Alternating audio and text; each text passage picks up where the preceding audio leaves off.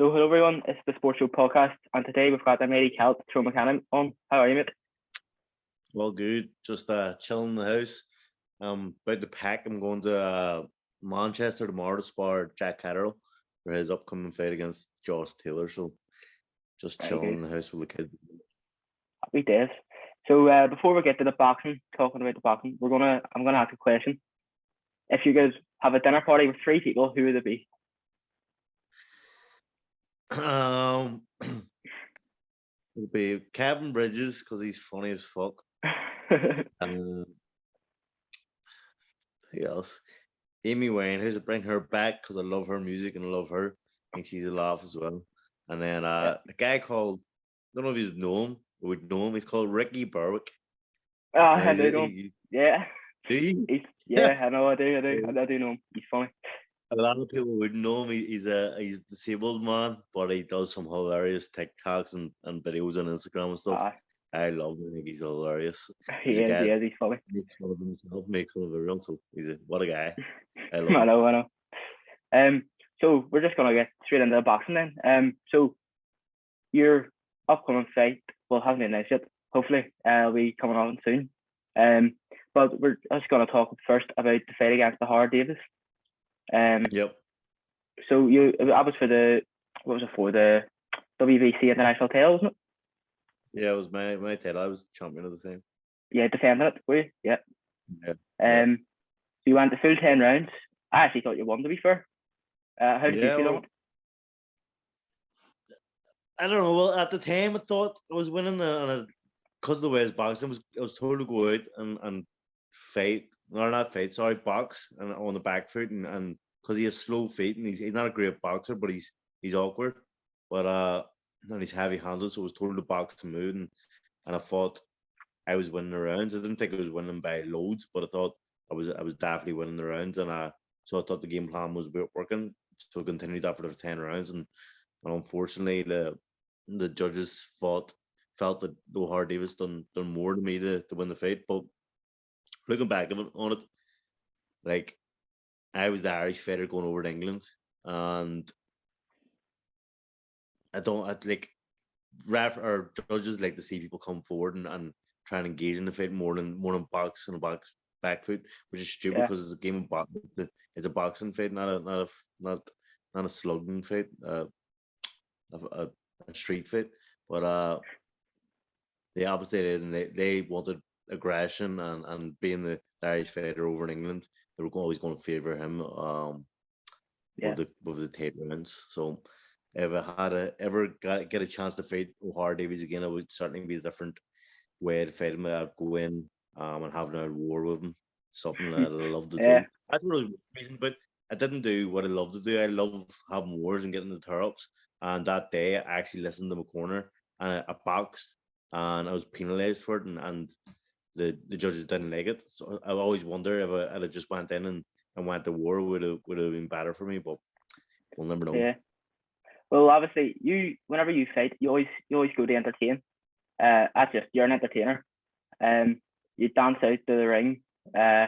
When you're coming out, it's hilarious. Like, it's funny. But you obviously, after that fight, you didn't win, but you came back then to the Australia on the Mick Conlan, or it was the main event, or on the main event card, wasn't it? Yeah. One of co-main fights, but yeah, it was unbelievable to come back. That I was supposed to fight originally in March over in Dubai against a guy called Turov. And unfortunately he got COVID. Well, I thought it was an unfortunate time that he got COVID on the day of the fight, but looking back on it, I think it was a bit of a blessing in disguise, because at that time there was no crowd in the fights because of COVID, so I was going to be fighting in an empty arena.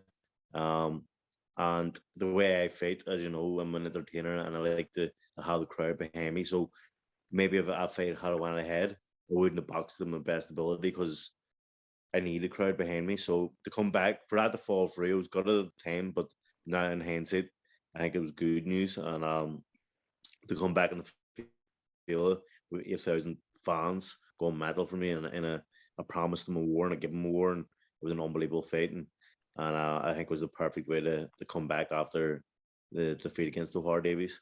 Give me a great belt, WBO Intercontinental belt.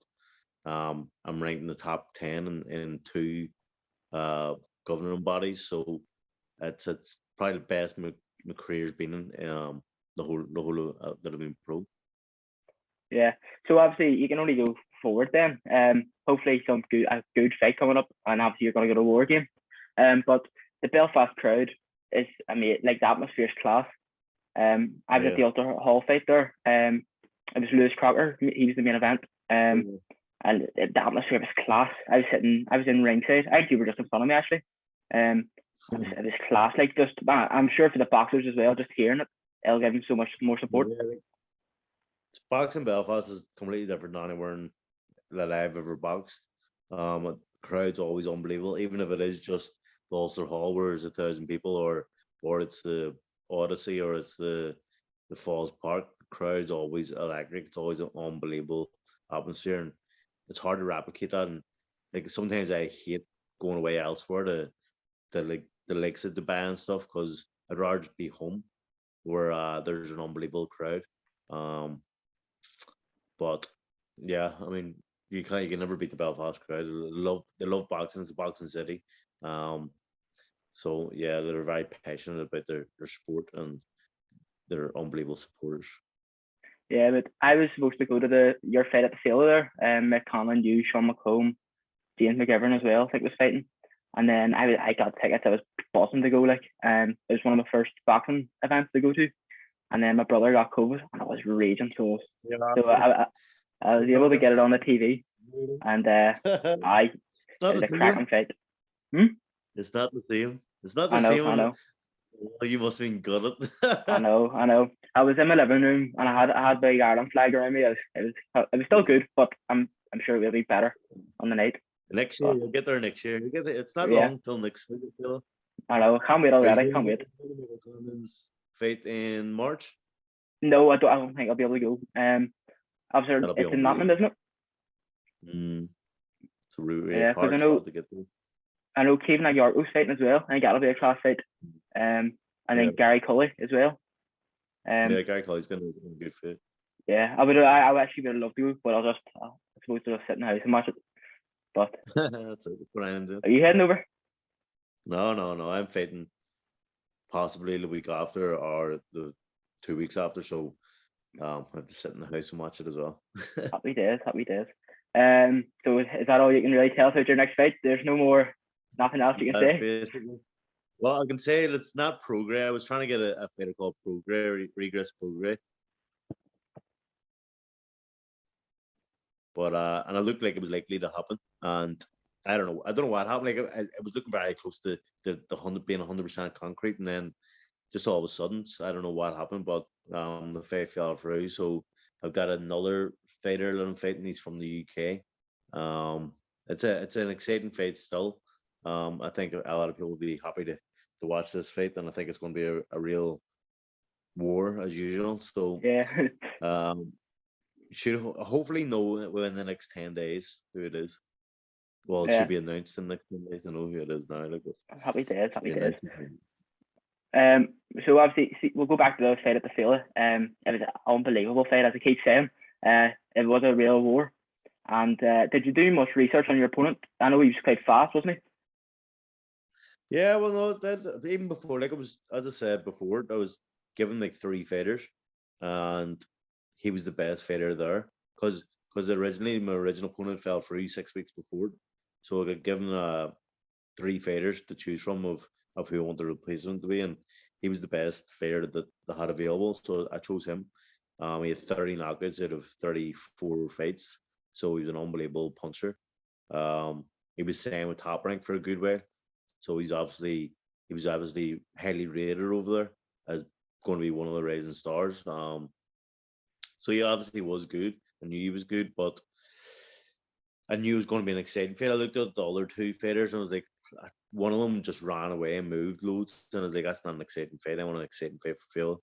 Another one didn't have a great record, so I just thought, let's take the hard fight. Let's take the one that's going to entertain everyone, and that's what it did. And I loved it.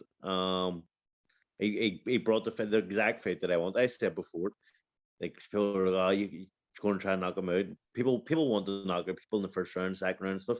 I actually don't want that. I said to him in a few interviews, I was like, I hope he knocks me down. I knock him down. We're in a war for a while, and then I end up beating him easily or knocking him out in the late rounds. And that's exactly what happened. I went out. I dropped him. He dropped me. It was a kind of a nip and tuck for the first 5 rounds, and then the last 5, I ran away with it. And, started fighting my distance, and it was a great fight, and a fight I loved being a part of. Yeah. And then after your fight, did you go and watch the McKenna fight? I did. I watched it in the house. So after my fight, it's hard to get watching fights because everyone's all around you and asking for photographs and autographs and stuff like that. So I just got stitched up. I took about half an hour and then got my gear and then drove home and had a Guinness and watched McKenna. Yeah, it was a cracking fight, like, wasn't it?